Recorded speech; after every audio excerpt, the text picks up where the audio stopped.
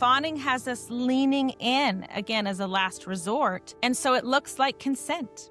It looks like I want to be here. It really, truly is, who do you need me to be in order for me to keep this relationship as safe as possible? Because I'm only as safe as possible if you're not mad at me, if you validate me, if you're doing okay, if you're not sinking, right? Whatever the thing is, my fawn response has me shape-shifting. Hey everyone, and welcome back to Time with Tim. I'm Andy Carlson, and I'm here with Tim Fletcher.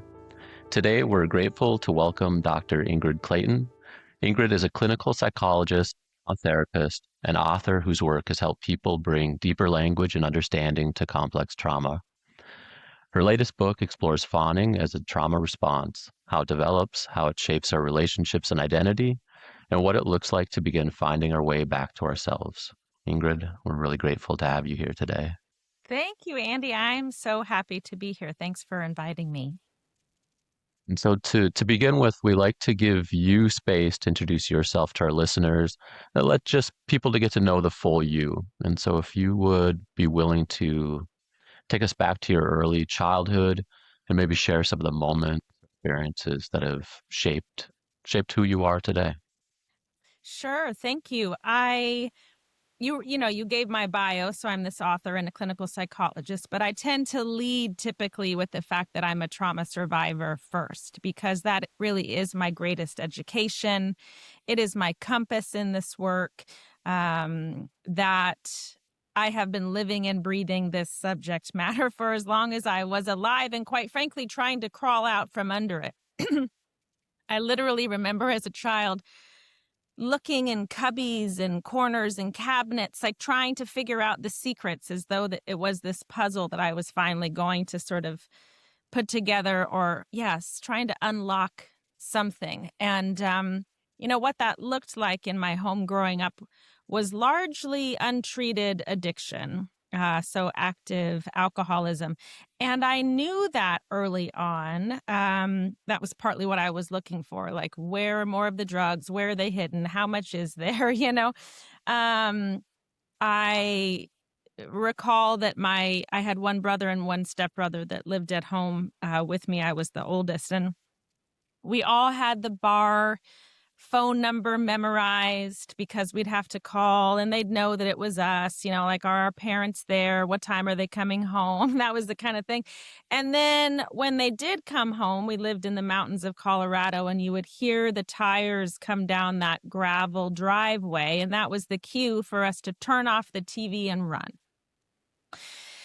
And we all scattered to our rooms. It was just an unspoken thing that we did. I don't recall ever talking about it with my brothers, but you just knew that you didn't know what it was going to be like when they walked in the door, right? So this was the landscape. And language that I learned much, much, much later is that my stepdad, so it's my stepdad and my mom that I lived with, has narcissistic personality. And from the minute that he came into the picture, he was the picture.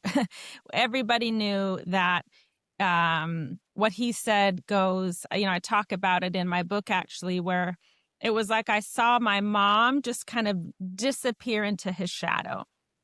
She didn't say anything anymore unless, he had said it previously, then it was sort of okay. If I turned to her needing help, it was like, well, I need to, speak to my husband first. So I felt like I lost my mom, essentially. And he also moved us to the mountains away from any family and friends that we had known. So I felt very isolated. And then there were his moods that were wholly unpredictable. So that feeling of walking on eggshells all the time, what's it going to be like? The rules would change. That was another thing where I was constantly trying to figure it out. Like, well, what do I need to do to navigate this household? And the second that I felt like I did, whoom, there'd be a trap door and you'd fall into it. And now you're grounded for months, right? It wasn't just like no TV for the weekend. It was months that I couldn't go out of the house or do anything as a middle and high school kid, right? In the middle of what felt like nowhere. So I knew my house felt unsafe. I knew it didn't feel like my friends' houses. I knew I would prefer to stay anywhere else than my house. Other houses felt like home. Mine felt scary. And as I got a little bit older, not much older, but a little bit older, I became aware, again, this was never, ever language I could have used then, but I now know as a clinical psychologist that my stepfather was also grooming me to be his girlfriend. And I came to find out that he had a history of this in his past, being attracted to very young girls, marrying a young girl when she was 16, taking her with no notice across the border into Mexico and marrying her and taking her from her family. So he started in this process with me, which eventually led to him taking me to Las Vegas when my mom was out of town without her permission, and sort of parading me around as a girlfriend. It was terrifying, but it was also, I was a teenager being taken to Vegas and being told it was because he saw my brilliance and my artistry, and don't you want to see what it's like to be a real star? And he took me to shows and he dressed me up. And so it was also the most attention I'd ever had in a way that felt like, oh, it's finally my turn. So deeply confusing. All of this was normalized, right? Here's the thing that we know about complex trauma. There's no before, during, and after. There's just, it is what it is. It's the air that you breathe, right? So I knew that it was wrong. I knew it was uncomfortable, but also no one's doing anything about it. And anytime I try to talk about the fact that something's going on here, in fact, a friend's mom called social services for my family when I was very young, and they organized for me to meet with the social worker in private. And I'll just never forget, this social worker showed up. I was like, oh, thank goodness, like someone's going to finally corroborate that this is not right. And, she showed up with her clipboard and her pen, and she starts asking me these questions. And basically all she wanted to know was there physical abuse happening in the home? Like, what did I witness? What did I see? Who was getting hit? And I was like, well, my mom has bruises, but I've never witnessed any physical violence. My brothers heard physical violence and he called the police, but they left and no one was, taken into custody. And she literally said to me, and this was like maybe late 80s, well, emotional abuse isn't reportable. Right. So again, now the people that are in charge that are going to tell me whether or not this is something that's real. And I get emotional thinking about it right now. The young me who is like, someone's coming, someone's coming. And here's the other thing we know about complex trauma that's like the most damaging is that no one was coming. I was with this alone. It was confusing, and it was literally wiring my body for how I am in relationships and how I cope all at the same time. And so this was largely my childhood. I knew something was going on. No one was doing anything about it. And when I asked for help later on in big ways, like really clear ways, I was told, Ingrid, you're selfish and this is ridiculous. And I kind of think you're making it all up, right? So now I'm a liar. And then nothing changed. So I learned on a deep, deep, deep level, my voice does not matter.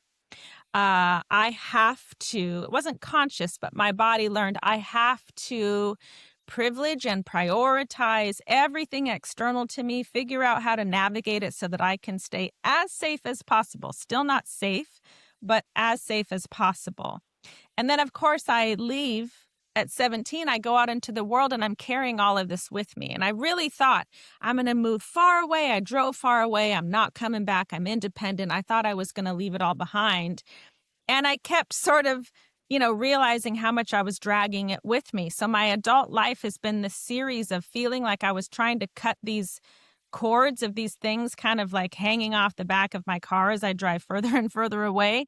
And I couldn't ever quite cut every single cord. It was like, okay, I got sober. I've now been sober for 3 decades. I've been in therapy. I went back to school. I became a college graduate and got all these degrees in psychology. And still, I just felt like I cannot shake this thing that I was told was no big deal. So now there really must be something wrong with me. That was a long answer to that very short question, Andy. But if I didn't cover anything, or if you have other questions, I'm an open book. But that's more than a nutshell. That's a bowl full of nutshells of where I come from. So to me, that just you've put into words what thousands of people that we work with, Mm, that's their story. And yeah. so thank you so much for that. And I think to me, like, if you could go to, so here's this young girl, nobody's coming for her. Yeah. She's got to somehow survive. Though she can't get to total safety, she can achieve some safety for herself. Yeah. So that for that, you can't fight or flight because you're too little to run away. You couldn't do that till later. That's right. You can shut down and freeze to an extent, but you still need these big people to somehow be there for you to some degree and not hurt you. So Yeah. You that got to leads, get up and go to school every day, right? It's sort of like you still have to show up for life. yeah, so that leads to that necessity to fawn to Yeah. survive. So what did that look like for you as you were figuring out how to survive with a narcissist dad that was a sexual predator and a mom that basically totally was absorbed into him Yeah. and wasn't really there and Yeah. didn't see you, or you were second priority. So uh, what was your fawning patterns that were Yeah. beginning to develop? It's interesting. And of course, I was able to see this more clearly as I was writing the Fawning book, because I sort of knew that fawning can present very differently depending on the person and the context. But when I saw it even in my own body and how it presented so differently between my stepdad and between my mom, it really helped me to start to map out, oh, okay, sometimes fawning looks like it did with my stepdad, which was that sort of classic please and appease, right? Big smiles. I was literally a performer. He was a singer songwriter. He would have me sing with him. He invited me to be in his band. I'm, 15 years old singing in bars with him, not liking the music, not liking spending time with him, but knowing I have to do this to kind of ingratiate myself so that I can have a life outside of that relationship. It can look like flattery. I knew that you had to praise. It was like he would just drop, he was very obvious in some ways, this playbook of like, you knew when you had to stroke his ego and tell him that he was amazing. Oftentimes there's a flattering aspect. A lot of women recognize this one, being hit on in a bar by someone you're not remotely interested in, but you're kind of creeped out and you're like, ha, smiling, and I'm going to be kind to you. And maybe give off some signals. It's mixed signals essentially, because your body's saying no internally, but externally you're leaning in, which is the whole piece of fawning, right? It's why I think it was missed for so long. Fight, flight, and freeze look like they're obvious trauma responses. I don't want this thing. Let me get away. Fawning has us leaning in, again, as a last resort. And so it looks like consent. It looks like I want to be here. So it looked like that pleasing, doting, almost perfectionist too. Like, who do you need me to be and how can I be that with my stepdad?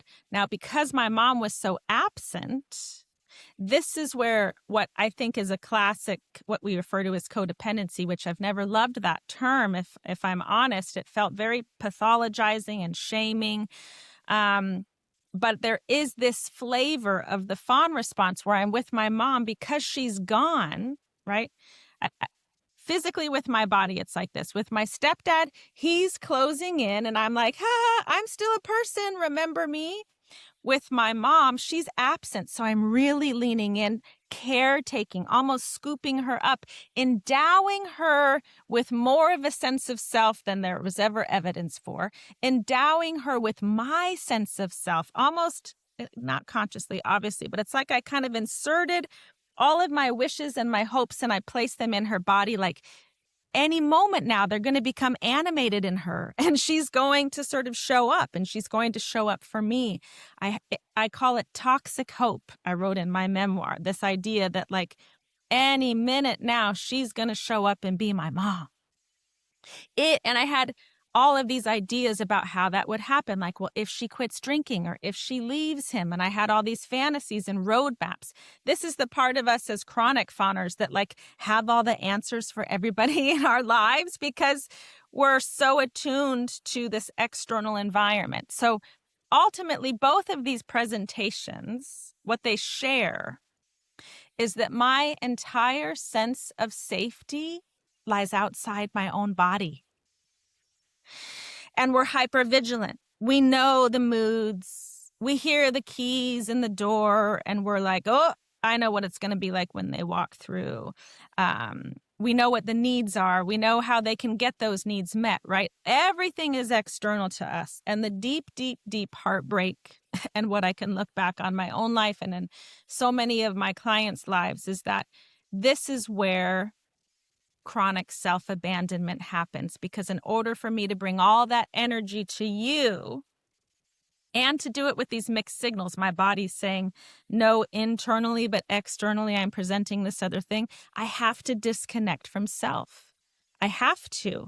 I cannot prioritize my needs, which is the other reason that language around codependency was so hard for me to tolerate, because the solutions for those behaviors were like, well, just set a healthy boundary.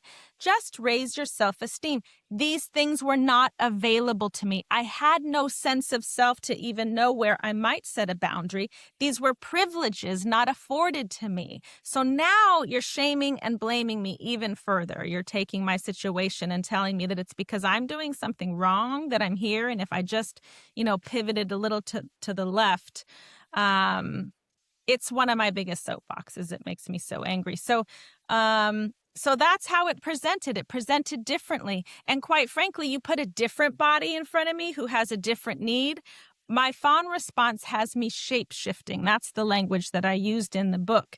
It really, truly is, who do you need me to be in order for me to keep this relationship as safe as possible? Because I'm only as safe as possible if you're not mad at me, if you validate me, if you're doing okay, if you're not sinking, right? Whatever the thing is, I have to fix it out there first with the hope, again, toxic hope, but with the hope that one day you're going to come back and it's going to be a reciprocal relationship and you're going to do the same thing for me. Well, I have decades of romantic relationships to show that dynamic never righted itself. I have a divorce in my past to show that dynamic never righted itself. But I can see why that pattern was the only thing I knew, and why when I met those people, whether it was dating or, getting married, my body went, I know how to do this, right? That notion that it's what's your chemistry even is what's familiar. All my currency essentially was also in the fawn response. I know how to caretake. I know how to lift you up, right? I would prioritize people, and to some extent, maybe their lives are going better, or gosh, I can see why they would want me around. But I'm going, well, when, what about me? What about my needs? And I was sacrificing them, and they certainly weren't that interested.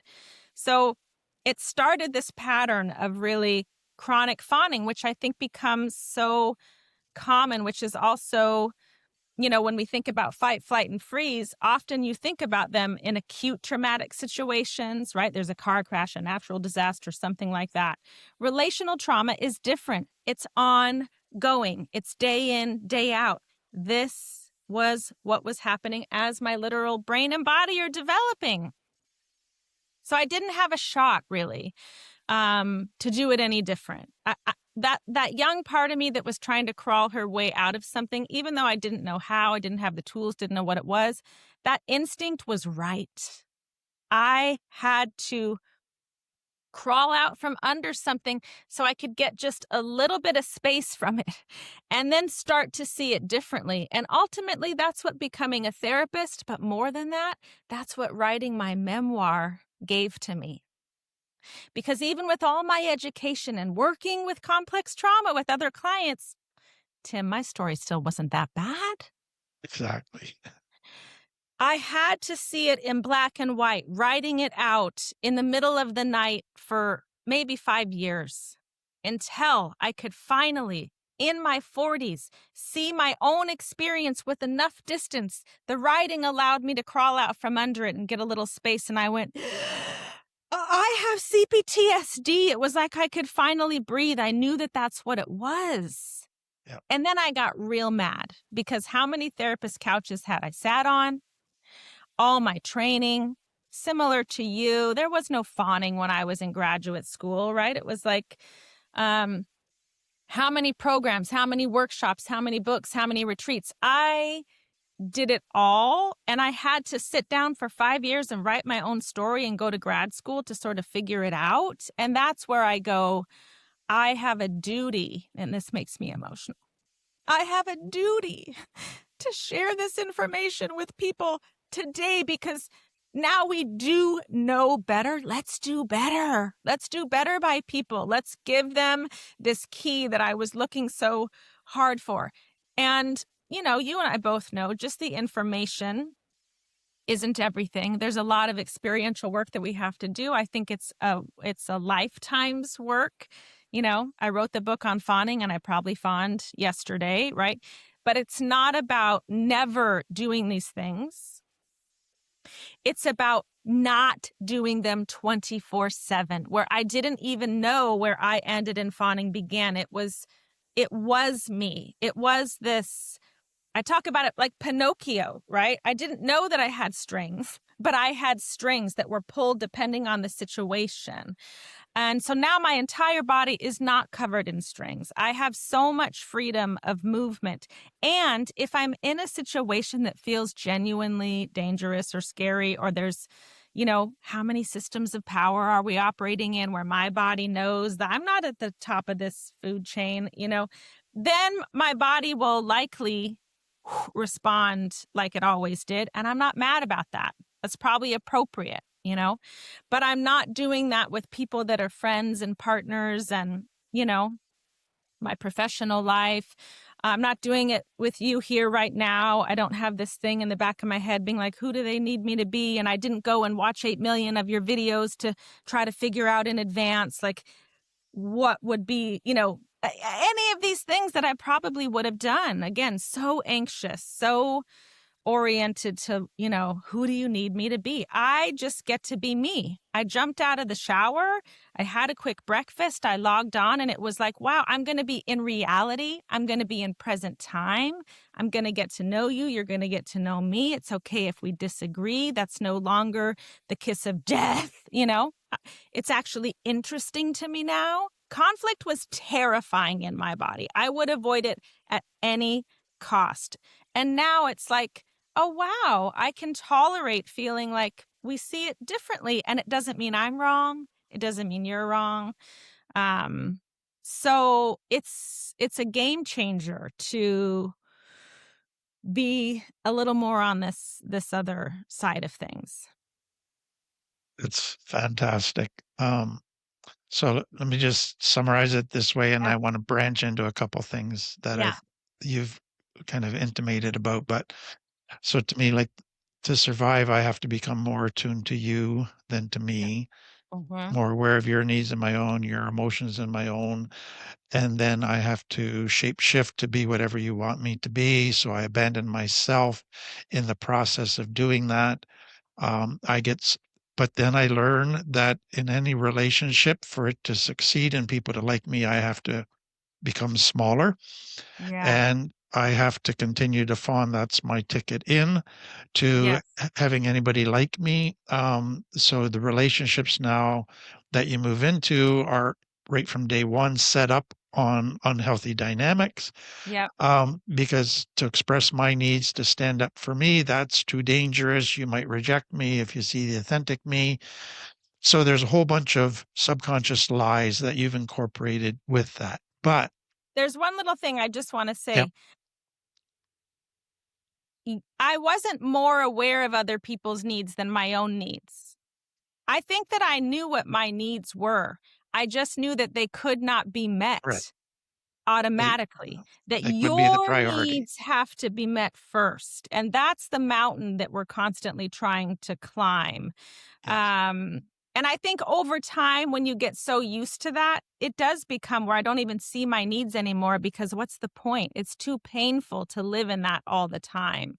But I think initially, I absolutely knew that my needs weren't being met. And even if I look back at my first marriage, I knew, but the solution could never, ever be, well, I'm Right. just going to go take care of them. Right.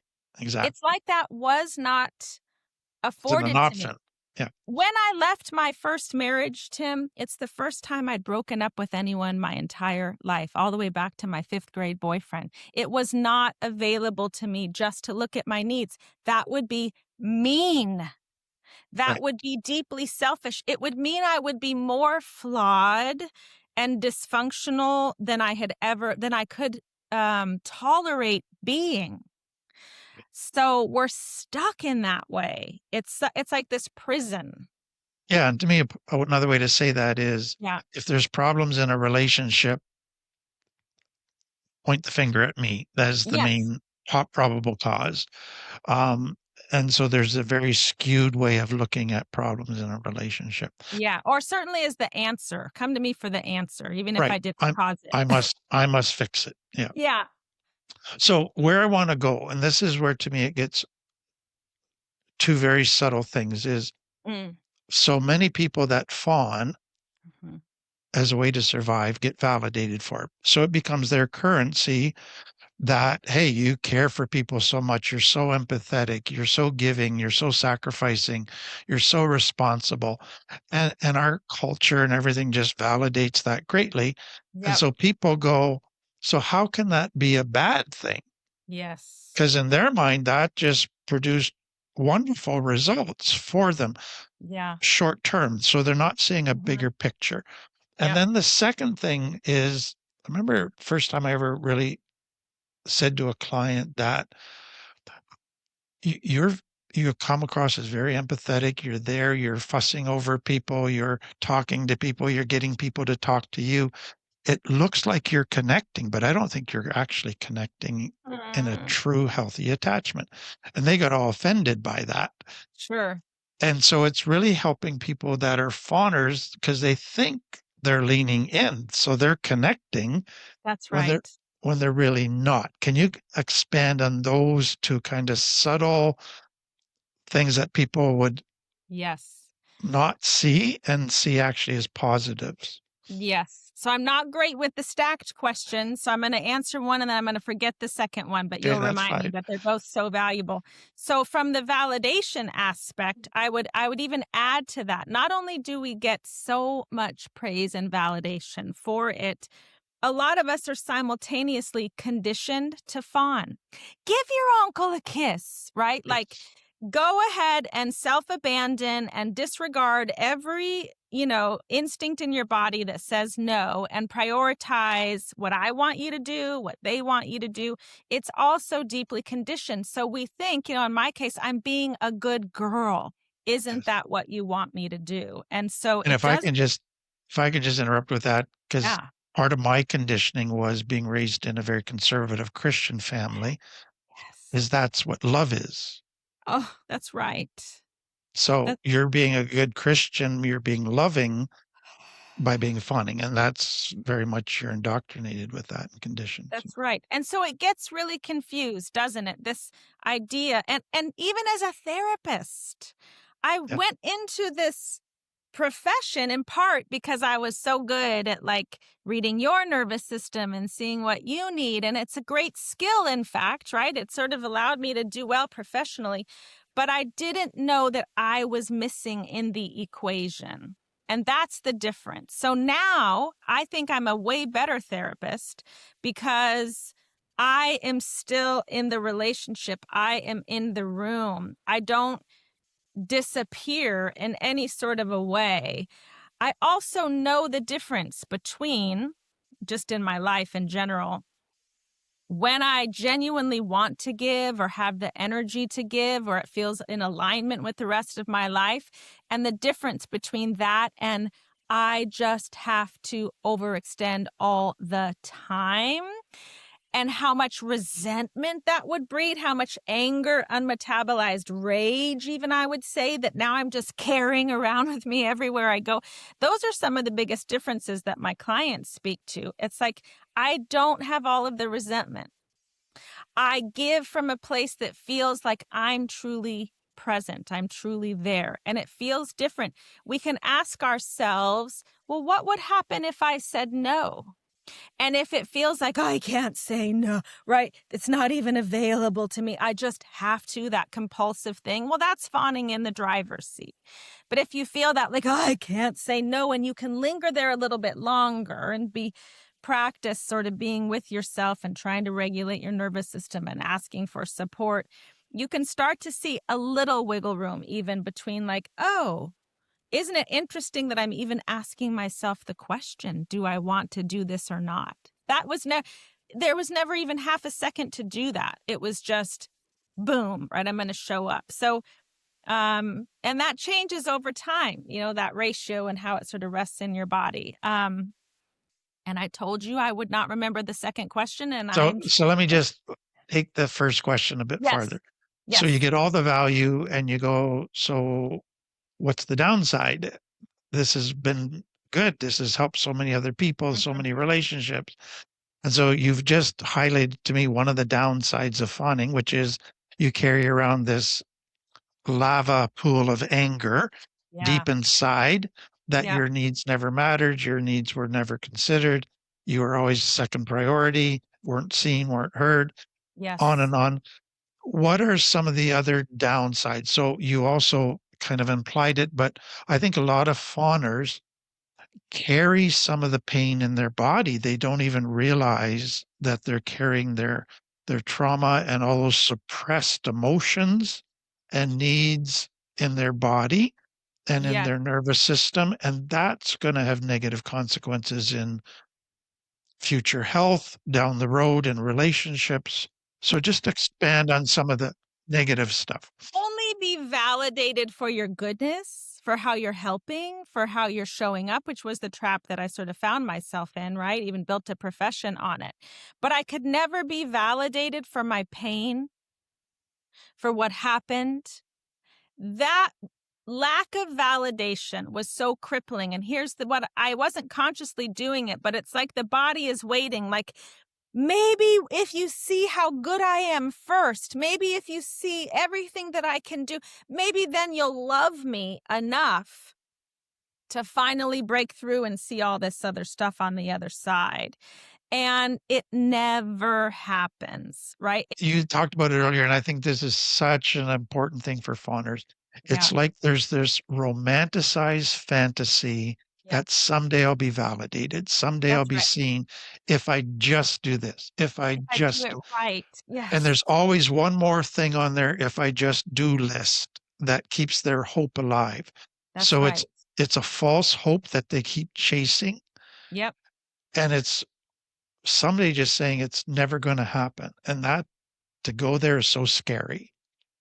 It's terrifying. And, I will say this for me that I understand some of the criticism about the language of narcissistic abuse. Okay. I'm not going to go deeply into that.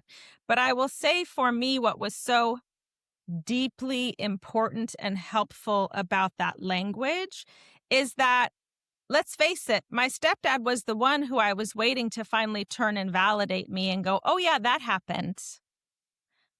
You weren't a liar. You didn't make it all up. That was horrible, and I'm so sorry. And what ended up happening instead is that he died, right? And he died without ever righting any wrongs. And I was like, what? It was so disoriented. And then I thought, oh, well, now at least my mom is going to be free of living in his shadow, and then she's going to finally do it. Nope. Her allegiance to him is lifelong, and that was never going to change. So it was deeply disorienting, this thing. But when I looked at something like even this language of narcissistic abuse, it was like he was never going to do it, right? As a part of that disorder being egosyntonic, meaning the person doesn't feel there's anything wrong. There's nothing for them to fix. There's no wrong that they ultimately need to right. It allowed me to feel that finite truth of like, oh, right, no one is going to do it.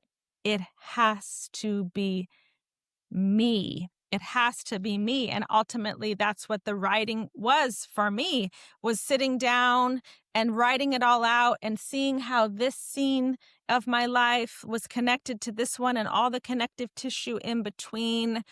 Again, giving me enough time and space. And this is where therapy can be so helpful too, if you're working with someone who understands complex trauma. If not, you can be spinning your wheels and you can tell the story over and over and over, and you never get to the connective tissue piece, which is also something I'm familiar with. So the second issue was you think you're connecting, but you're really not. Yes.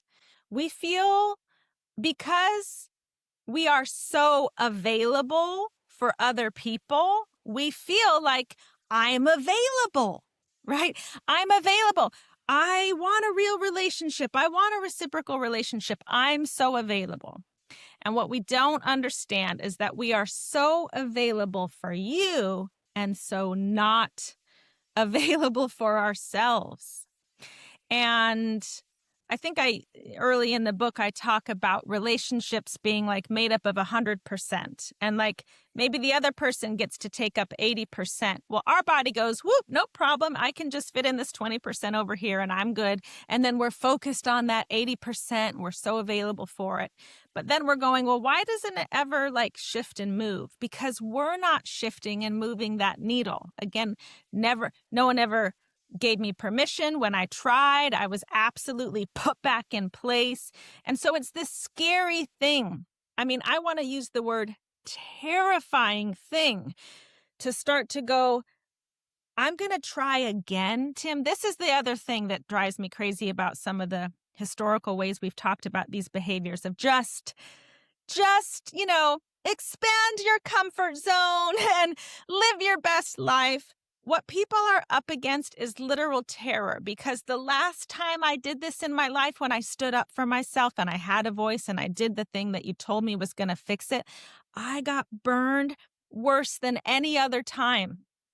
Because now, not only did I have a stepfather who was pursuing me, I have a mom who doesn't believe me and she doesn't care. And my body will remember this for the rest of my life. And now you're telling me, just have a voice, just speak up for yourself. This is the literal definition of a trauma trigger. My body says, I will never let that happen again. And yet, here's the rub. This is the work.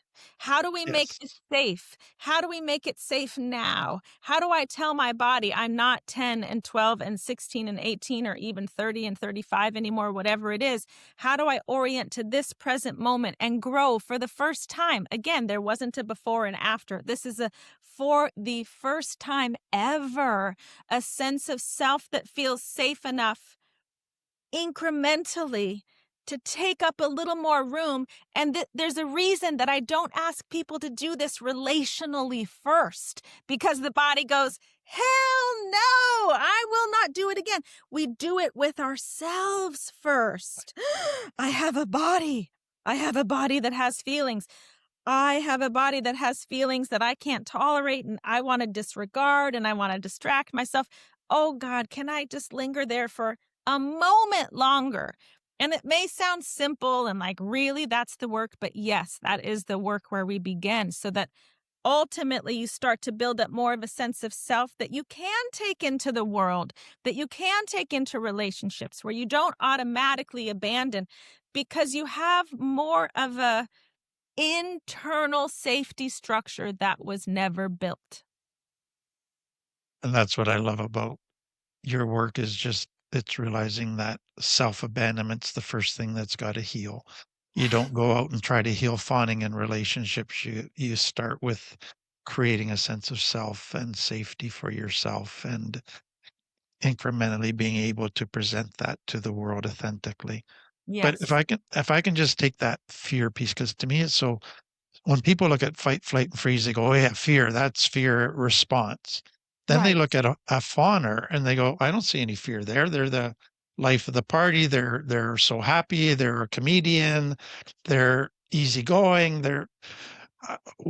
I didn't. And so what I found is a lot of people who are fawners as their main way of surviving, they get to a point where they don't even feel fear anymore. They just feel your emotions. They just Right. know they're pleasing you. They're um, I got through today. Everything is good. Everybody's happy. I'm That's right. feeling great. And so they almost get disconnected or shut off from that awareness of how massive the fear is, and that's really the driving force. Yes. And like you say, it's like I can never go back there again, but they Hmm. even go to an incremental step is I never want to feel fear again That's right. and be honest about it, so I got to suppress it. Just, yeah, I talk about it a lot, I think, in the book of having these blinders on. So it's like you're living in this space like this. Like, I don't even know, and maybe from here, right? You're in a box. It's this box. You can't feel your own body and your genuine feelings. And there is a big performance going on. Hi, guys. No, I'm great. How are you? Right. Um, but you also don't really get to see all of the bad behavior that others are doing, because, again, your whole role is just to metabolize it for them. So you never really stop to consider, like, do I want to keep metabolizing it for them? It just so all becomes the norm, this place of disconnect, which is, of course, what makes these reciprocal relationships that we're longing for impossible. And then you're like me and you go to another therapist and you're like, why can't I have a healthy relationship to save my life? And they're like, well, have you tried some affirmations? Maybe if you put the affirmations on your mirror and you say them every day. Here's the other thing, and this makes me not only mad, but really emotional again in this moment. Tim, I did not have a self-esteem or self-love problem. I didn't. I loved myself so much that my body went to any length to try to stay safe in deeply unsafe situations. And then I kept trying and trying and trying in therapy and workshops and, groups and all of the things. I mean, I did not have a self-love problem. I had a relational trauma problem where, we are relational beings. We literally need one another to survive. I never had that mirroring. I never had that. You exist. You are perfect and whole and lovely. And, oh, let me even see who you genuinely are. And how do we grow that? It just was missing. That was my problem. And there's a part of me that feels really sad about this, and another part of me that goes, isn't it kind of miraculous and genius that we can reparent ourselves? For so long, I was like, ugh, reparenting and inner child work, and it just felt like a gross consolation prize. I wanted nothing to do with it. I was filled with shame because, again, it didn't meet with my fantasy that somebody else someday is going to finally see me and see that I'm worthy, and I was worthy all along. I did not want to be that person, okay? Now I go, thank God I can be that person. In fact, I think I was the only one who could do it. Not that I didn't need help, but that it was me who had to see my worth and my pain, and I had to validate it. And that is the mechanism by which we start to have a self and to make it safe. Because now I can see it and I can hold it. It doesn't become this thing that I have to wall off from. Hi, I get to be a whole person. And now I can start to be more of a whole person with other people. And guess what this also frees us from? Holding other people to ridiculous standards. It's like, oh, you get to be a whole person too.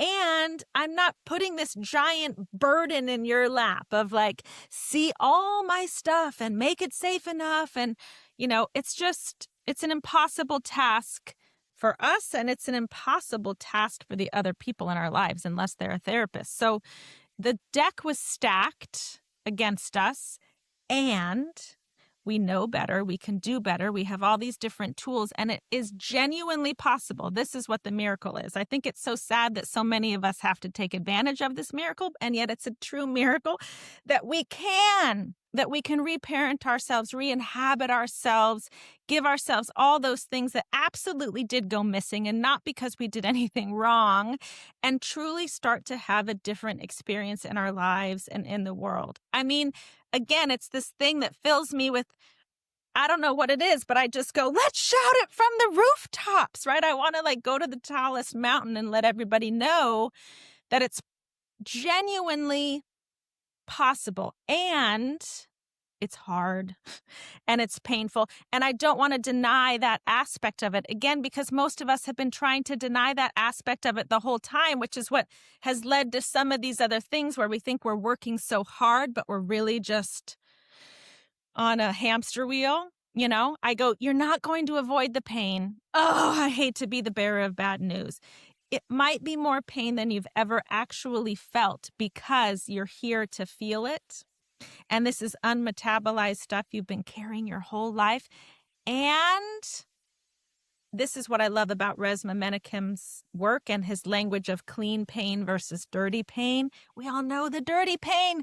We've been carrying it forever. This clean pain feeling of it's not for nothing this time, I promise you. This idea that it's going to pull you through to a new experience where you're not carrying this dirty pain all the time.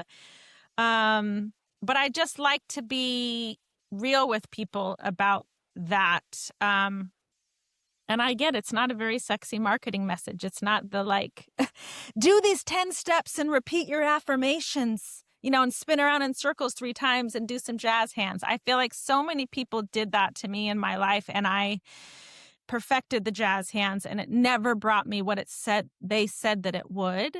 And I've met too many clinicians where I've been able to peek behind the curtain, myself included, and I go, none of us are like rock stars all the time, have it all figured out. Stop telling people that you do. It's a lie, and you're shaming people all over again.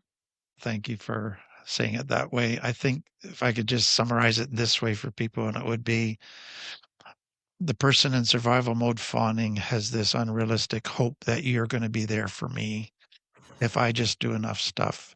But there is a realistic hope, and that is I have to be there for myself. And if I am, and I reparent myself and do this work and reconnect to all of this stuff, I can finally get to that place of health. And it is worth it. It takes time. It's a ton of work, and I would fully agree with that.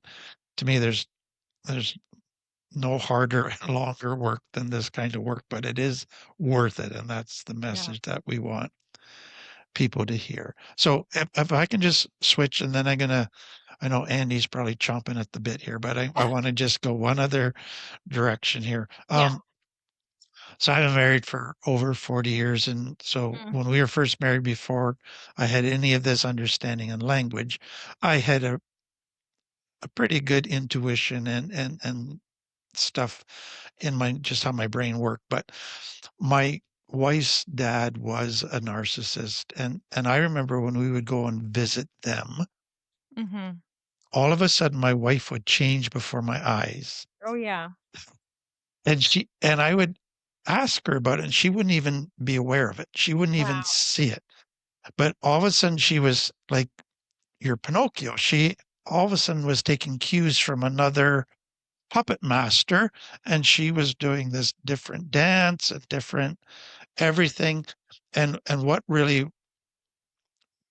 I made the issue was all of a sudden myself and our 3 kids, we were second fiddle. We were second on the priority list. And I could see the kids being hurt. They didn't matter now. They weren't seen now. And so that's what I really kind of this is not just an innocent little thing where you switch to please dad. This is a very detrimental thing that's going to do a lot of damage. But what was just interesting to me is my wife wasn't even aware of the shift. Yeah. So can you just, to me, what would be some, for a person like that, what would be some signs that they could look for that would spell out to them, maybe I've got some fawning patterns that I'm not even aware of? Could you just speak to that? Oh, well, it's so visceral, even just you giving that description. And it reminds me of a boyfriend I was taking home to my house many, many years ago, and we were driving the dirt roads into the mountains, and he was being kind of cheeky. Like, if your stepdad says anything, I'm gonna, and I pulled the car over to him. I dead serious. I was like, you will not. I started to give him his strings and his marching orders in advance. I didn't know what I was doing, but I knew that I was like, we are going in. and you will not ruffle any feathers. And we just got to get through it, right? It was like, but my body was terrified at the idea that he was going to go in on my behalf and sort of fuck up like the strategy. It was like, no, no, no, no, no, no, no. That is death to me. Don't you dare. But the other thing that you make me think about is, this is why the point that you're making, that we don't even know that we're doing it. This is why I lead with my personal story.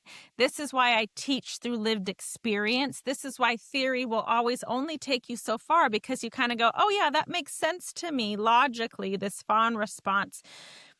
It's why I was gifted, truly gifted, with 7 of my clients. Some I've just seen for so long. These people are just my family, and they gifted me with their experience. And it's why I kind of fought with my publisher, who wanted me to like cut the stories up and just do a little here. And I was like, I will not do that. I need to present experiences as close to, real as possible on a page, and do it without dissecting all of this other stuff, because I think this is the best way to offer people a chance to see their own experiences, by really showing what it looks like in someone else's body. That also makes it safe enough, because when I talk about crawling out from under to get a little bit of distance, we can see it in someone else first, right? People can hear it in my story. It's safe enough to go, oh, Ingrid, I'm so sorry that happened to you. Oh, it makes so much sense to me. And then they start to realize, oh, I know what you're talking about. It conjures up their own memories that they didn't even know that they had. And suddenly they're sending me emails like, I can't believe, right? It's the way in is first through someone else's story, I think is so common, which is why it's so lovely that you start even this podcast going, let's get real here and go back to the beginning. But it's such a great question. I don't want to shortchange it about like, so how does somebody know if they don't really know? And how would they even, start to get curious, right? About like, well, and for me, I guess the thing that I didn't know I was fawning. I couldn't own that I had trauma, even though I was a trauma therapist. Again, it was like, well, I don't have this, that, and the other thing that happened to me, so it must not have been that bad. What I did have was my symptoms that I could see. And some of that might just be the resentment, like I was saying, just constant being like, my relationships are not reciprocal and I'm sick and tired of it. And why doesn't anybody else volunteer and show up and be of service and do all these? Why do I always have to be the one? Often it's some of these, symptoms that we can see and name. Or why do I keep dating the same person with a different face? Why can't I have romantic relationships that last, that fill me back up? It feels like I'm, it's Sisyphus. If you have these patterns that you're just like, I can't get out of it. And for some people, it's in their romantic life. For others, they go, no, my romantic life is good, but at work, I always have the boss that's the tyrant and I'm under their thumb and I can't climb the ladder. And so I would start to look at these symptoms of what you can see and identify, and then get curious. But I would be curious what you would say, actually, in response to that question. How do people know who don't know? How can they start to peel back the first layer and the second layer in your experience? So if I can just put a context to it, Yeah. what makes it really tricky, and it's to me why we have to start by understanding trauma. But I think if you look at the fawning response, it ends up trying to mirror the ventral vagal state. Mm-hmm. You try to look emotionally available, connected. You try to look all of the things that are the ventral vagal state, but it's all a put on to survive. It's not a genuine ventral vagal state. Yeah. And so if you just look at the behaviors, well, it could be healthy, but it could be unhealthy. It's, Right. are you in survival mode or not? Mm-hmm. so that's where I think people get hung up because they just want a checklist, and it's Yes. and it's like, well, yeah, we can talk about anger, but there is also healthy anger. Yep. Um, Exactly. and so it's you got to understand the deeper trauma stuff, and then that this is a survival thing that caused me to abandon myself is really what it. But then, how do you explain abandoning self when you think, well, I know what my needs are. I love myself. I'm doing all of these things to, Right.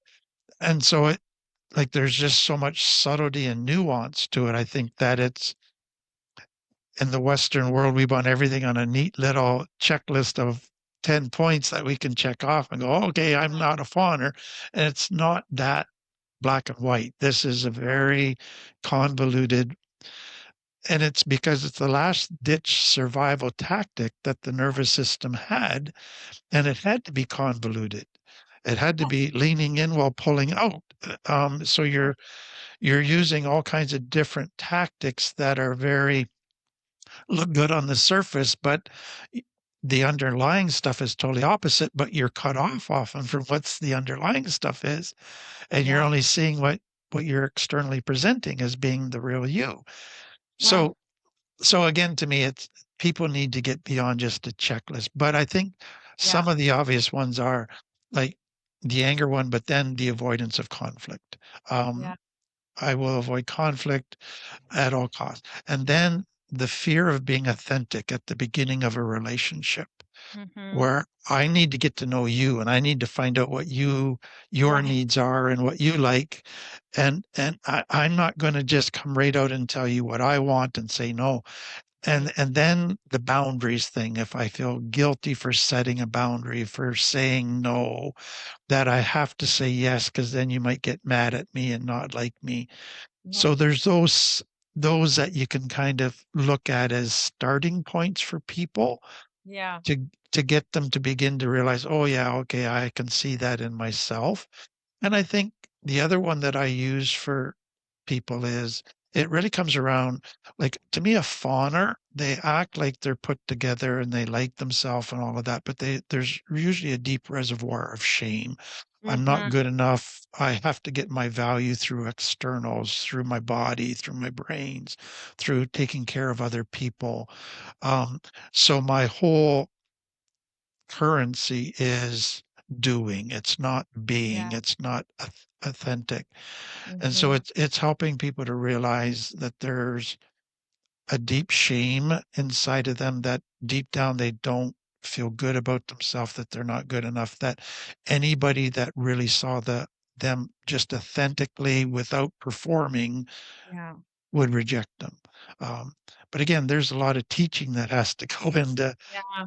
place before they actually get that concept of shame and understanding whether that's actually a component of their life. Because shame, like fawning, is something you deny, you cut off, you're not aware of. So yeah, it's Yeah, I couldn't have called it shame, but I don't know how many times I said, but if you really knew me. And I right. would say it to therapists, they'd be like, but you're this and but you're that. And it would be like, but if you really knew me, that was the piece that told me that I was sitting on so much shame. And the other reason that I love this lens and language of complex trauma is that as a survivor, it takes all that shame that I have been holding. I've been holding it for the whole broken system. It's all mine, right? And I believed it. And then they told me that it was all mine. So it just doubles down on that shame that I've been holding. And taking, whether you just call it people pleasing or you call it codependency or call it a self-love problem, all that kind of stuff was like, I'm dysfunctional and I'm broken. And if I just do it differently, then maybe I can have a different result. Um, yeah, it made it about my individual dysfunction. And Yes, the notion of complex trauma puts these things back in relationship. And I go, oh, right. They happened in a context that wasn't just about me. And I'm finally then able to put that shame back where it belongs onto the system, exactly. not in me. And I think that framework becomes so instrumental, that just that psychoeducation piece. Um, of how trauma functions and how, of course, we're drawn to this idea that, well, if I caused it, then I can fix it. And Exactly. everyone else benefits because they're like, yep, must be you. It's not me. I don't want to look at myself. And we get stuck in that cycle. But truly, when I can go, oh, my body is not dysfunctional. It was responding to deeply dysfunctional environments. It starts to Exactly. open that door to release the like, oh, okay, this shame isn't mine. Yeah. And it's not the driving force. And I would add another kind of inhibitor roadblock for so many people and actually starting to get honest about this is the fear of saying something negative about their parents, Oh, of completely. dishonoring the parents, of saying their parents were terrible. And it's like, no, this is not dishonoring. This is just finally seeing something accurately and that um, there were issues that affected you deeply that were unsafe for you. Yeah. Anyway, Yeah. I want Andy to be able to say a couple questions that are kind of just probably going off like fireworks in his brain. So, Come Andy, on in, Andy. Fireworks is the right word because my brain is exploding in all these different directions, all these different dynamics of Mm. prior relationships, family patterns. Uh, there is one, you know, what I'd love to know is just kind of your general sense of, and I know this would be anecdotal, like how many people are fawners. Like in your book, there was Mm. something you said that really surprised me about how workplaces Yeah. are often these fawning environments. And the second you said it, I could just see my prior corporate jobs as requiring and utilizing a lot of fawning. And so just, to be swimming in this environment and just not to be aware of it, I'm Uh-huh. wondering, do you see it everywhere now? I see it everywhere because there are systems everywhere. And in every system, there are people that are disempowered, right? And so where fawning becomes most necessary, as Tim, you've mentioned many times, it's the last house on the block. Fight, flight, or freeze are not available or would make it worse. And so if your body knows in a corporate context, well, my boss is this tyrant, but I need my paycheck literally to survive. We are still talking about survival, right? Um, and so I know my marching orders, I just got to do it. And why do I hate how they treat me and how I respond? And I see everybody else doing it. Um, Fawning tends to happen when you're disempowered, and that could be a family system. But let's be honest, I think, I haven't worked a lot in corporate America because I ended up becoming a therapist in private practice, but I was a temp for many, many years, and I'd go into banks and law firms and all these different places. I was like, these are all just dysfunctional families, right? Almost immediately, my body, as one that was so attuned to that, could see in every single environment, like, oh, here's where it's all happening. So we're playing these cycles out over and over and over. I think you can look at, that was the other interesting thing talking to my clients, but also people that have reached out since the book. And then on Substack, I'm sharing other readers' experiences as they're sending it in. And it's just like, man, all the different contexts. It could be religious, it could be political, it could be, education, and you name a system, there are going to be fawners at the bottom that are sort of holding it all up and getting none of the credit. There are going to be lots of us that are hitting these ceilings and not understanding why we're working so hard. Why aren't they finally honoring that and giving me the raise? And if I could just add to Andy, like to me, it's the family system. There's the work system where fawning becomes required. But then there's also the religious systems. Many religious systems are basically fawning. You conform that's or right. else you're in trouble. But then you look at cultural, so shame cultures, or even go back to slave culture. How do you survive? That's Yes, right. sir. Yes, ma'am. What are shame cultures? Well, you honor the elders, and so that means you conform to make them look good, to do what they want, to live by their social mores. Um, so that's not proper, that's whatever. And so it's all about conforming to survive. And so to me, you look at the world we live in today. And it's like 80% or more of the world is basically having to fawn to survive. And that's pretty scary. But Yeah, yet it's so normal. It's the water we swim in that we don't even realize that's that right. that's an issue. I think that was honestly the biggest takeaway that I got from writing the book, because the writing for me really is the like learning, the teaching. It's how I go in and I can see things. And I come from a childhood trauma background. Most of my practice centers on the family dynamic, but it was really when I stepped into like racism and classism and gender roles and all, I literally was like, I see it everywhere. And again, there's deep heartbreak in that, but there's also this piece that kind of made me feel more connected to fellow human beings. Because as a childhood trauma survivor, I can feel so separate from and unique. And like, I just have these deficits that all you normal people don't have. And I was suddenly like, oh my gosh, we're all doing this dance in a way. And there was something hopeful and connective about that, that I appreciated. And I think it's sad that it was such a revelation, if I'm honest, right? That I could be Mm. like, how is this a revelation? But if that's just my where I was in my development and what I was capable of seeing at the time. But I think it's everywhere. Yeah, I think, with not, that difficulty sometimes in seeing it in us and seeing it around us.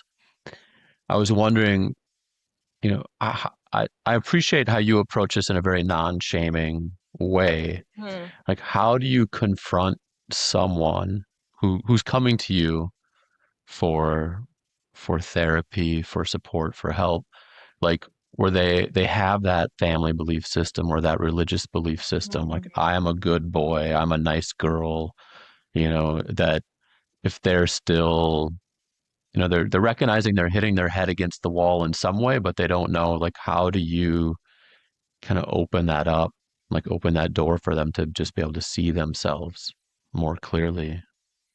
I think there's so many answers that flooded my brain when you said that, but so I'll just maybe speak to a few that came to mind. One is that this is why I'm a relational therapist. That means that I'm very much in the room or in the Zoom with my client. And I'm going to give real feedback about what I'm experiencing in their presence, maybe what my body's telling me, but I'll do it with real curiosity, not like I have all the answers and I have this thought or this feeling and I'm going to impart my wisdom so that it's really like, I don't necessarily know why I'm getting this feeling in my body, but I'm just going to be transparent and say that I'm feeling this way. I'm wondering, is there any part of you that's feeling that way?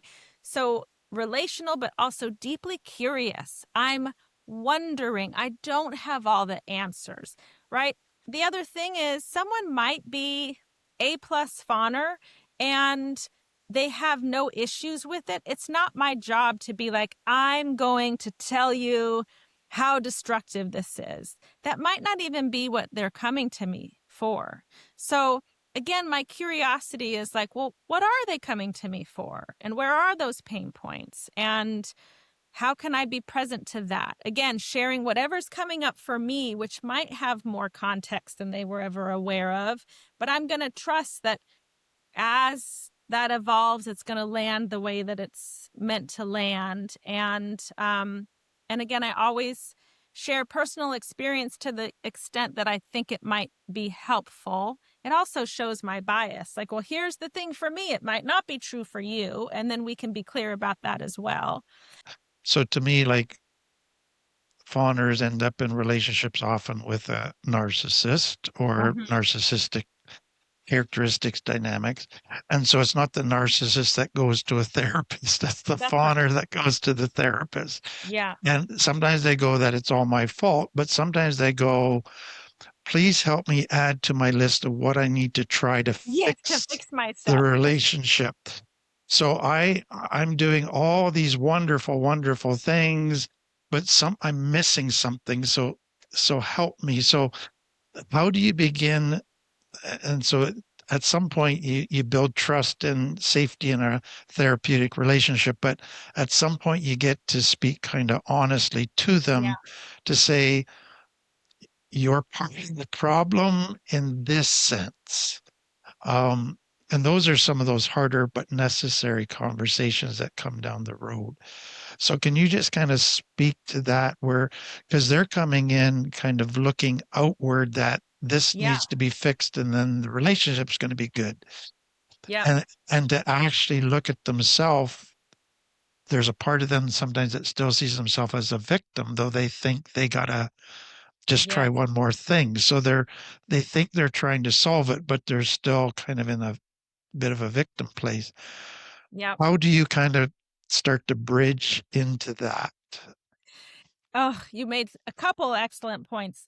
And so this one reminds me of the client who I call Sadie in my book, that she came to me in a deeply dysfunctional and abusive relationship.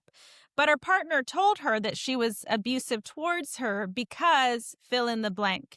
And Sadie believed it. She was like, well, my partner's only abusive because I'm this, that, and the other thing. And so honestly, in the beginning, as a relationship building thing, I took her at her word, like, oh, yes, you're deeply selfish or you're attracted to other people or whatever these things are. And so we start to explore it genuinely. Oh, well, tell me about your attraction to other people. Well, I'm not really attracted to other people, but I just have this friend. Oh, so tell me about the friendship. And it starts to kind of unpack these lies in a way, in a safe place where, again, they can get a little distance from it and they stop just taking it as gospel and they go, well, wait a second, right? How do I really feel about this? And then you can back up a little bit more and go, well, I'm curious, is your partner also in therapy? Oh, you're the one who's doing all the work in here to stop their abusive behavior, right? You start to kind of open it up in this way. And I really go into that with Sadie's story in the book because I think it's such a common one where she really believed, right? It's classic Fawning. If I do it right, and I'm going to go to therapy now to do it right, you're going to stop being abusive to me. And ultimately, it was, if I'm doing it right, right being therapy, is that she started to feel for the first time in her life in a safe relationship with me. And now her body had some contrast. Oh, this is what it feels like when you feel really safe with someone. I don't feel this way in my relationship. Maybe my relationship is unsafe. And it was a process like it is for most people, right? In and out and in and out and in and out again, until one day she left for good, you know? And I will say, for those that have read the book or that will read the book, maybe 3 weeks ago now, I just went to Sadie's wedding. It's the first time ever I was a therapist of the bride, and it was the best role I've ever participated in. I mean, to see where she is in her life now, it is just beyond recognition, night and day. And she put in a lot of hard work to get there. But the second piece that you were hinting at, Tim, is clients come to therapy because they want to be good, right? They might have their checklist of here's how I'm broken. I want you to help me fix these things that probably aren't mine. And that's not what I'm here to fix at all. But okay, we're going to start there. Secondly, yes, hi, I'm Dr. Clayton. I have these letters after my name. I have these credentials. I have this training. That client is going to fawn for me because now in a system of power, guess who's holding all the answers? And it's me. So as a therapist who knows about relational trauma, it's the other reason why I'm deeply relational. You're never going to call me Dr. Clayton. First of all, you're going to call me Ingrid.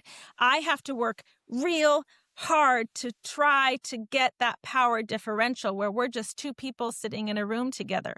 Yes, I have information. I have some things that may be helpful, but at the end of the day, I'm just a person and I want this to be as close to a real relationship as you can have with the required restraints, right? But, the boundaries around that. And we'll talk about this, fawning in our relationship once we have enough psychoeducation to sort of name the thing, we can be like, well, have you ever been mad at me? Oh, like, I Exactly. can't be mad at you. Well, why is that, right? Like, what would happen if I did say something wrong? And sometimes the client will come back the next week and go, you know what? I thought about it. And there was something that you did, or when they don't like automatically pay me before a session just to, be so good, or they cancel last minute. Like, these things feel like big milestones for fawners where I'm just like, woohoo, right? Like you created a little friction, and it's not even friction. It feels like friction to them in our relationship. And then we can go, how did that feel? Oh my gosh. Yeah, you didn't come last week, but you're back this week. How does it feel to have, told me that you didn't want to come last week or whatever it was? We make it safe to be whole people in the therapeutic relationships. And that means I'm a whole person too. I'm going to fail you. You're going to be annoyed with me. You don't have to agree with everything I say. In fact, I hope that you don't. But fawners are going to fawn. And so we just know that as a therapist, especially as a fawner, I think there's no denying that my practice over the years went ahead and filled up with a lot of people with a chronic fawn response, right? And so um, this is the work for me and for them to continue to go, okay, how do I be a Exactly. whole person And in this? I love that you brought that in, that to me, to be a good therapist with a fawner is I gotta get that power dynamic. And, to me, so many therapists don't get that, and it does so much damage, or you only get so far in the therapy. The thing is that I don't want to be the one who has all the information about you. How could I ever? I don't want to be the Exactly. expert in your life. I want you to finally be the expert in your life. I'm also not trying to turn everybody into an Ingrid. We have me, and that's plenty. I want you to be you. And I can't do that if I'm enjoying being on someone's pedestal. Um, and I get why that feels good for some people. I'm sure there are parts of it that feel good to me too. And then I have to go, and I'm not serving someone if I'm staying up there. Exactly. Um, so that's our work as therapists. Exactly. Yeah. Very much, yeah.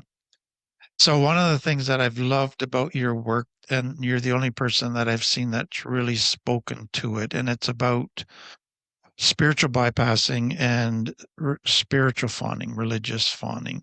What kind of led you into that? Can you just talk about that a little bit? Yeah. I think it's so fascinating that that was the first hook that really got me. And so, in other words, I told you I was doing all these things and trying to get better. And one of those was being in 12-step recovery. And I think I had 10 plus years sober when I went back to graduate school. And I went to a school that specialized in transpersonal psychology. So they included, the body and the spirit and all of these things.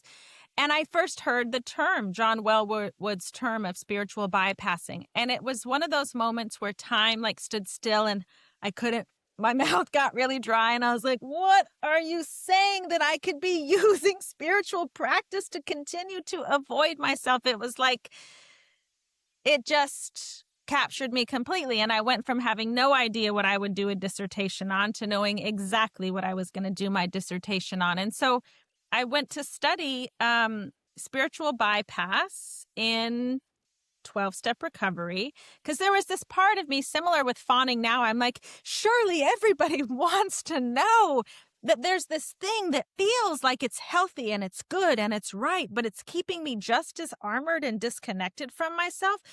I felt like people were trying to pursue genuine spirituality and they didn't know that it was another mask.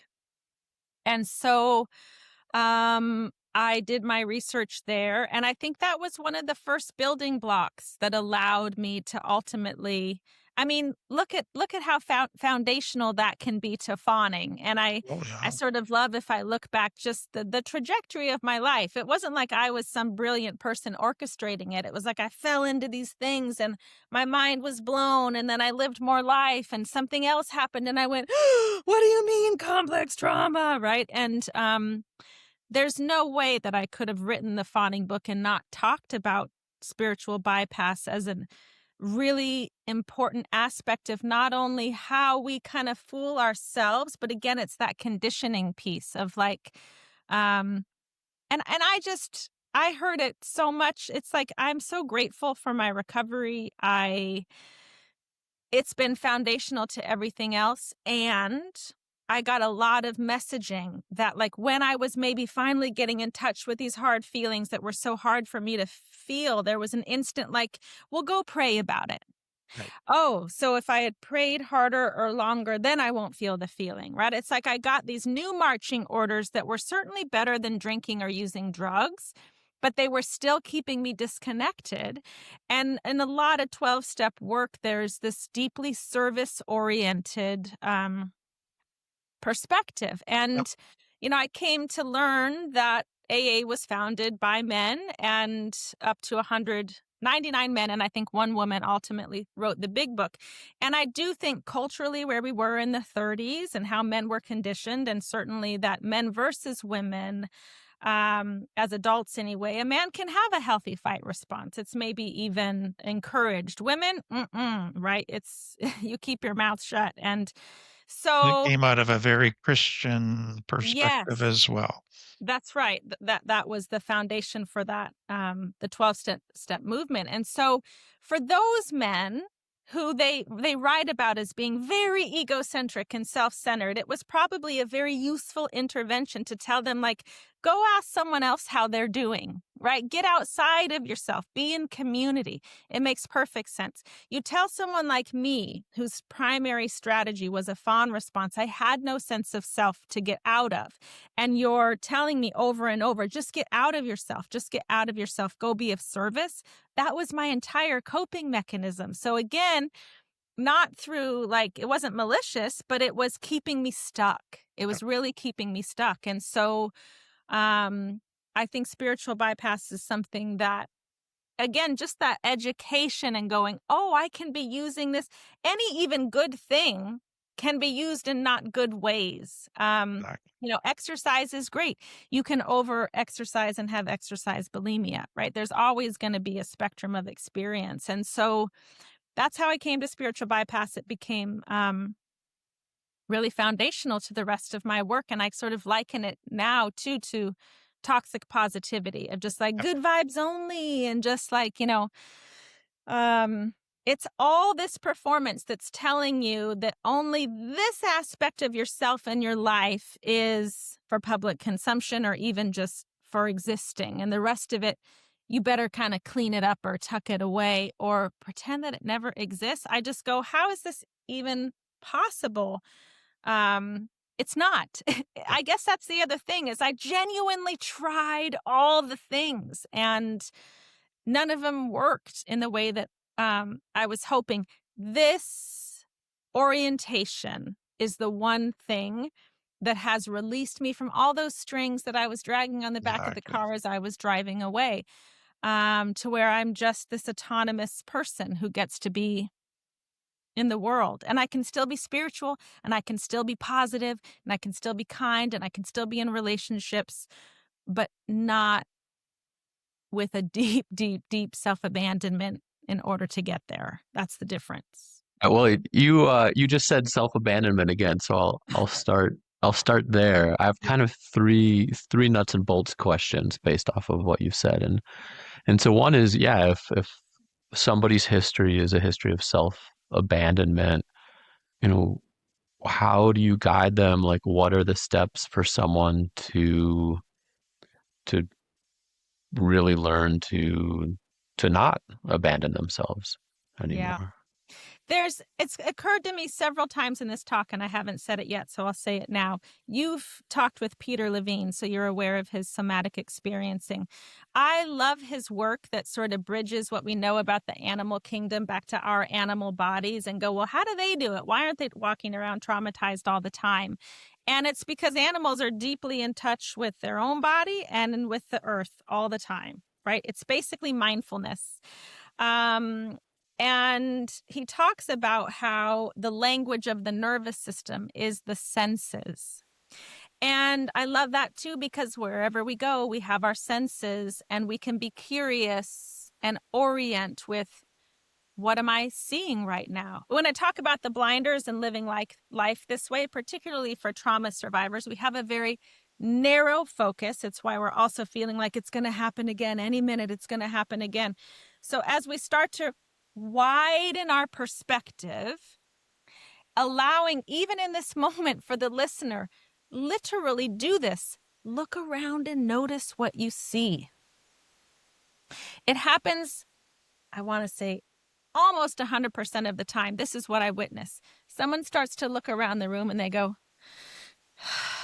they take a spontaneous deep breath. It's not an efforting like I'm doing breathing exercises, right? I'm efforting, or I'm not telling myself I am safe. I am safe. The body starts to feel safer because it's orienting to the environment and it's noticing I am safe right now, and it takes a spontaneous deep breath. So I think allowing people to come into their body in these safe ways, again, it's not in relationship. It's in the privacy of your home or even driving in your car, and to start to practice with the different senses. Some people have like one channel that they like more than others. I've noticed, particularly since we've been on Zoom, I'm a tactile person, and I wouldn't have necessarily played with these little rubber stones in session in person, but I noticed that I started to do it working on a computer. I gave myself a little more permission to be free with my hands, and boy, does it help to ground me. It's my little chapstick tube right now, but the softness of it, it's that touchstone, right? More regulation, but it might be what you hear, what you smell. You might love scented candles or lavender. This is why weighted blankets can be so wonderful for people. Some people hate them. You got to experiment with these things of going, what's it like to come into my own body? What do I notice? That's the other thing I love about Levine's work and others is we don't go, tell me what you think about that, Andy. Tell me your opinion. We go, what are you noticing right now? What are you experiencing? So this is the relationship where we're not self-abandoning in that moment. We're taking this, what has been this hypervigilant gaze into the external world for the sake of if you're okay, then I'm okay. And instead we're orienting to our own senses and we're going, what do I see? What do I notice? Oh, what was it like to take that spontaneous deeper breath? Well, I feel safe or I feel calm. Can you orient to that a little bit longer? Where do you feel the calm? Does it have a color? You're building this relationship to self. And in that moment, you're not abandoning. And here's the cool thing. I really believe this true with every fiber of my being. The body knows the difference and it feels so good. It wants to keep doing it and building it more. This is that contrast that we're I know the difference of a safe relationship with other, but maybe it's a safe relationship with me. I start to feel the difference of when I'm in and when I'm out. And again, there's no shade in popping out. You're going to do it. You're going to live a lot of life there still. It's not a light switch. But can we honor when it feels possible to come in and go, and can I hang out here even in just a little bit more? And what's that like? My most favorite tools are orienting, bilateral stimulation from EMDR, which is right, left rhythmic patterns help the right, left, and hemisphere of the brains connect. But it's a fancy way of saying I go for a walk in my neighborhood. And then I pair these two things. I orient to nature because I like orienting to nature in particular with my senses, but it could be anything. Now I'm orienting and I'm doing bilateral stimulation. And it's the thing that returns me to me.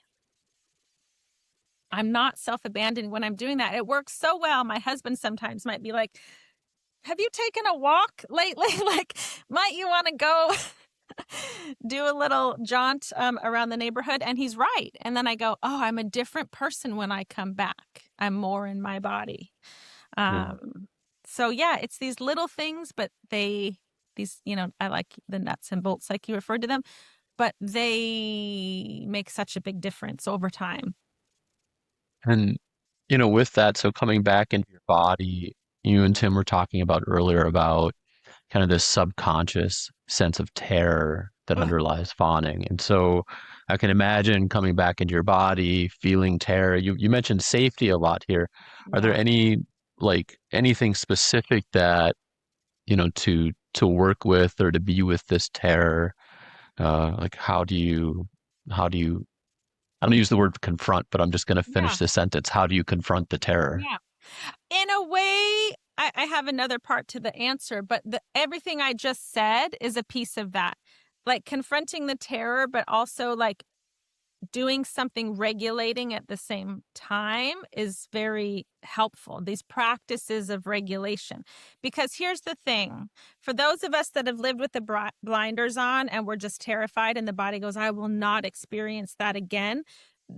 It's our total avoidance that makes every little shutter in the environment feel like the hammer's going to fall. It's going to be danger. And we have lost the ability, or I think I never had the ability to discern between discomfort and danger. My body reads even the slightest discomfort as like, oh, it's happening again, right? Fawn, avoid, move away, fix it. So in the confronting, is this acknowledgement. I think we talked about this a little bit, Tim. It's why I tell people, like, it is going to hurt, right? You are going to have to feel some pain, but it's in service of being able to finally discern the difference between, is this danger? Do I need to set a boundary? Or is this just discomfort? Oh, it feels bad. We don't have the same opinion here. We don't want to go to the same place for dinner. I'm tired. You're not tired. Oh, that's a bummer, right? We weren't ever allowed to feel those differences in relationship. And that's what we mean when we say we haven't been available to ourselves, because I could never feel the difference. If you're tired, I'm tired, right? But suddenly you're tired and I'm not. How do I hold that tension when that tension feels like alarm bells?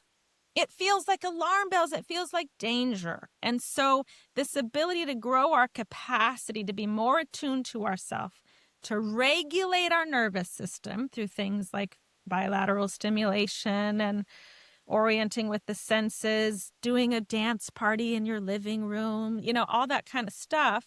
And reprocessing perhaps traumatic memories that your body is still going, no, no, no, no, no, it's happening now. That's work that I hope people can do with a therapist. But Let me ask, like, so with this, so hearing you talk, I could see the value of working through this with you in relationship.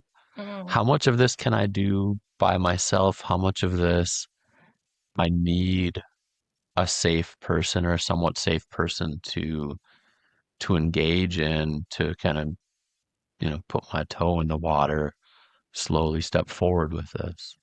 I think it's a different answer for every single person. And so I believe that there are some people that maybe could even read the book Fawning and they could be like, oh my gosh, this is the thing.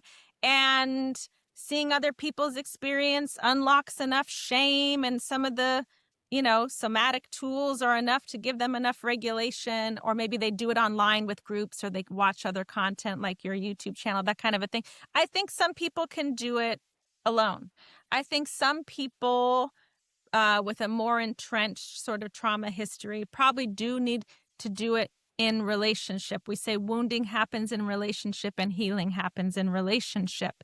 And so to find a truly safe person to do it with, I always say, find someone who really understands complex trauma. That doesn't mean that I'm trauma informed because I use the word trauma. It means I have training in specific trauma therapies. And as Tim and I have both experienced and said, like, fawning is still new to the scene. It's been the trauma response that's been hiding in plain sight. I cannot tell you how many people are like, I love my therapist, but they've never heard of fawning. And I go, great, you're going to be the one to tell them what it's about. And now they can go and do that extra step of learning about it, even reading the book, or getting more informed. And now you can have a shared language around it. And it should just slot right in, especially if they have been working with trauma at all. It's not a big lift, but it's a really important one.